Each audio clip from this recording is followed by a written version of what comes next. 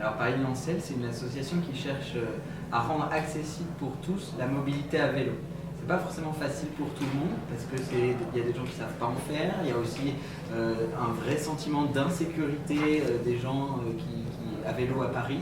Du coup, nous on essaye de rendre Paris plus cyclable pour qu'il y ait le plus possible de gens qui puissent utiliser ce mode de déplacement qui est pas cher, qui est efficace et puis qui en plus ne pollue pas. Donc voilà, c'est notre action. Alors, le budget participatif, nous on trouve que c'est une idée absolument formidable. On est vraiment très content de ça.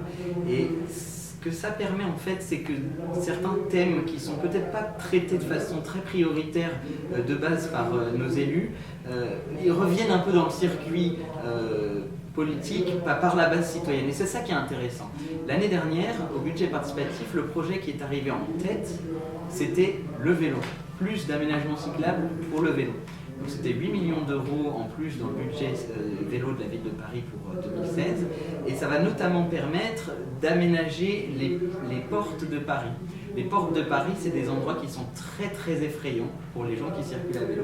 Et ça crée une véritable frontière entre la périphérie et le centre de Paris. Du coup, je pense que là on est aussi dans une démarche d'accès, qu'il n'y ait plus cette frontière qui empêche les gens de venir travailler à Paris ou au contraire d'en sortir pour aller travailler en proche banlieue.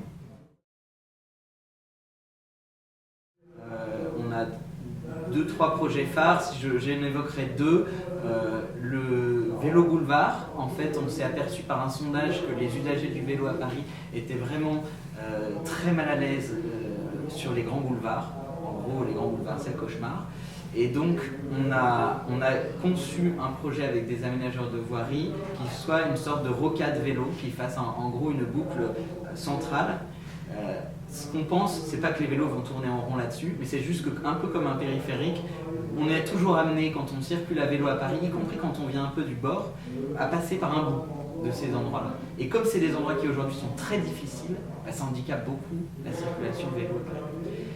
Deuxième projet qu'on trouve très très important, c'est qu'il y a un vrai besoin de stationnement résidentiel pour le vélo. Je parle de stationnement résidentiel parce qu'en fait, les gens, ils n'ont pas d'endroit dans leur logement, il n'y a pas beaucoup de place à Paris, ils n'ont pas d'endroit où mettre leur vélo. Des fois, la copro n'accepte pas de mettre le vélo dans la cour.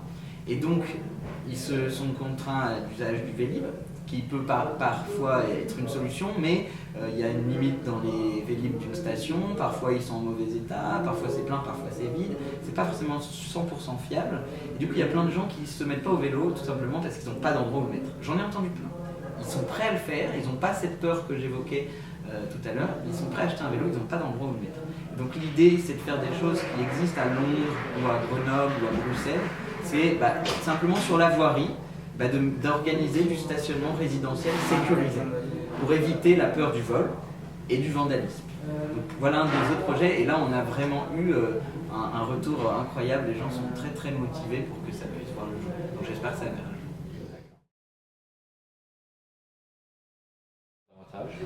Alors c'est quelque chose qui démarre un petit peu, mais on sent bien aussi qu'il y a un véritable attachement des gens à voir évoluer leur cadre de vie immédiat, proche. Puis il y a aussi beaucoup de choses qui se font au niveau de l'arrondissement. Et puis il y a des conseils de quartier, il y a tout un tas de choses où aujourd'hui les usagers du vélo ne sont pas forcément très présents. Donc on a des adhérents qui ont envie de s'investir dans la vie de leur arrondissement. Donc c'est en train de naître. Voilà, grosso modo c'est des groupes d'adhérents de Paris-Lancel qui vont se réunir 1 ou 2 fois par an pour essayer de voir qu'est-ce qui peut avancer, puis ils vont prendre contact avec la mairie, l'adjoint au transport pour faire le point, qu'est-ce qui bloque et quels sont les points qu'on peut améliorer. Tu mets le doigt sur la plus grosse difficulté des associations, c'est celle comment on fait pour aller chercher ailleurs. Et honnêtement, c'est difficile. Alors nous, comme on est quelque chose qui commence, qui est encore assez jeune, on essaye aussi, comme je disais, déjà d'essayer de représenter dans un périmètre parisien qui est déjà quand même costaud, les gens qui aujourd'hui sont usagers du vélo ou qui aimeraient l'être, qui sont proches. On va déjà faire ça, mais c'est vrai que tout de suite derrière, il faudra qu'on trouve comment donner envie à d'autres gens de s'intéresser à cette question-là.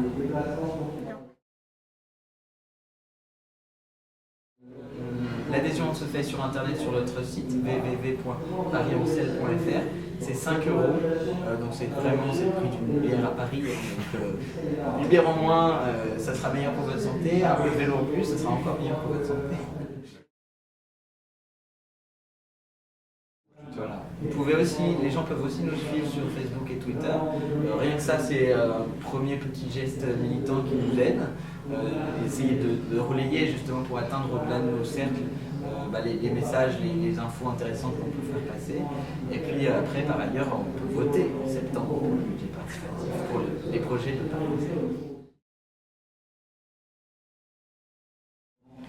Nous, notre slogan, c'est « Mets du vélo dans ta vie ». Et en fait, ce qu'on veut dire par là, c'est que c'est un petit peu aux citoyens de s'investir pour s'approprier l'espace, pour dire, voilà, je ne vais pas râler après les politiques ou quoi, c'est moi qui suis responsable d'agir pour transformer ma vie. Donc c'est un petit peu quelque chose où on se dit on est un peu acteur, on n'est pas juste des râleurs.